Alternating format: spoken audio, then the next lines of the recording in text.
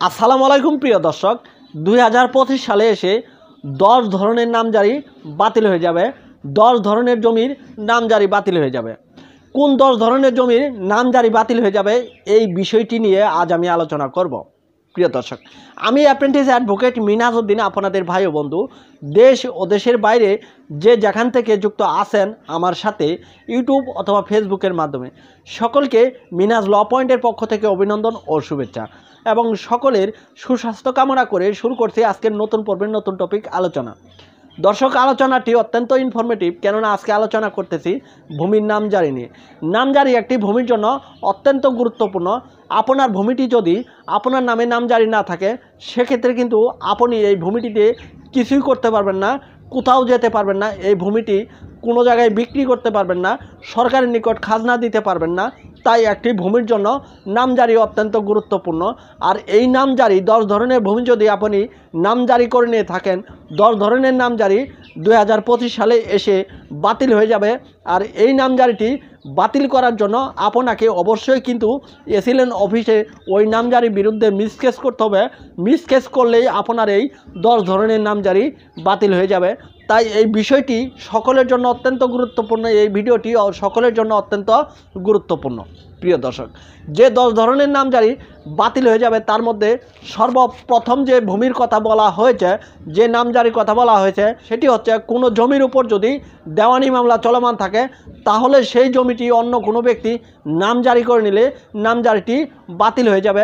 আপনাকে এই নামজারিটি বাতিল করার জন্য আপনার এসিলেন অফিসে মিসকেস করতে হবে।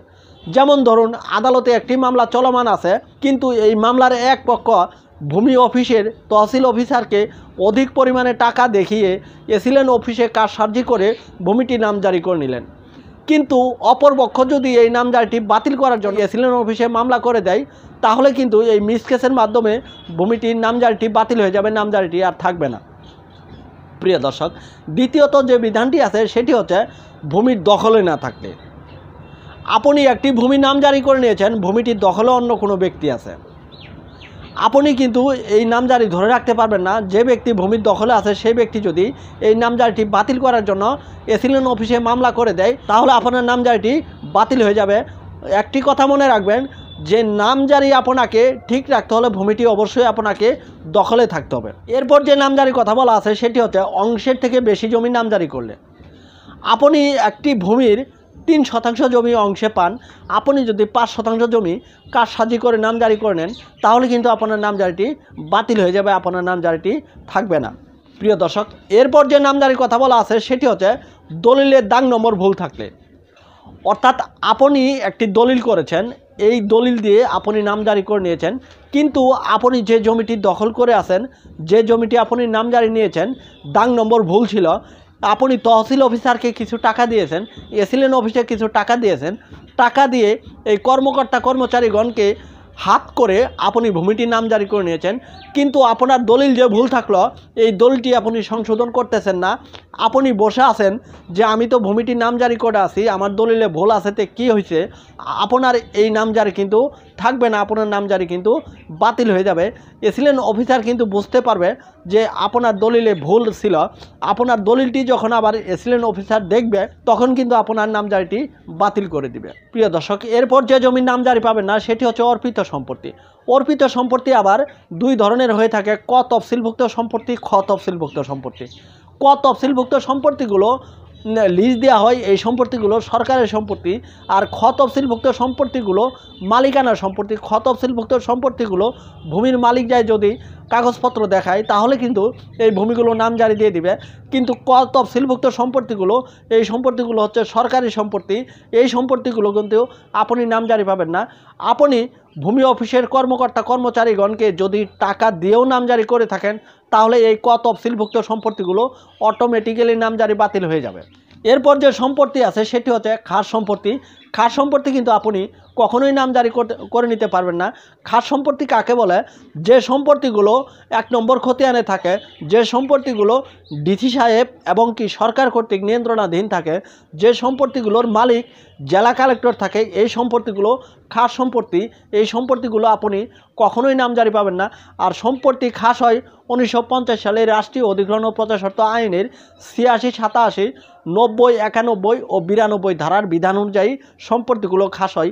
এরপর যে সম্পত্তিগুলোর নামজারি বাতিল হয়ে যাবে এবং যে সম্পত্তিগুলোর নামজারি আপনি পাবেন না, কোনো সংস্থার সম্পত্তি। সংস্থার সম্পত্তি বলতে রেলওয়ে সম্পত্তি, পানি উন্নয়ন বোর্ডের সম্পত্তি, কোনো বিশ্ববিদ্যালয়ের সম্পত্তি, এই সংস্থার সম্পত্তিগুলো কিন্তু আপনি নামজারি পাবেন না এবং কি নামজারি দেওয়া হবে না।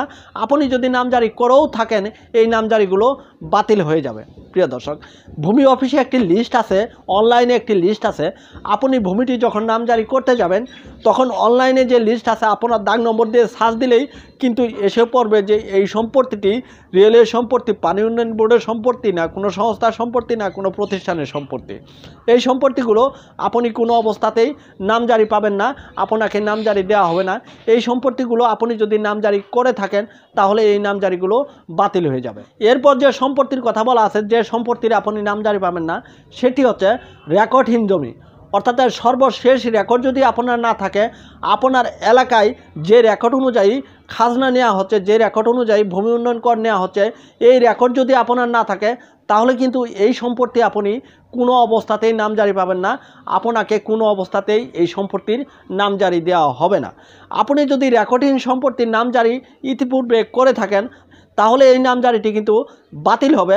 যে ব্যক্তির নামে রেকর্ড আছে, সেই ব্যক্তি যদি আপনার নামজারি বাতিল করার জন্য ভূমি অফিসে মিসকেস করে, তাহলে আপনার নামজারিটি বাতিল হয়ে যাবে। প্রিয় দর্শক, আমি যে 10 ধরনের নামজারির কথা বললাম, যে 10 ধরনের জমির কথা বললাম, এই 10 ধরনের জমি আপনার যদি থাকে আর আপনি যদি এই 10 ধরনের জমি নামজারি করে থাকেন, তাহলে এই নামজারিগুলো বাতিল হয়ে যাবে।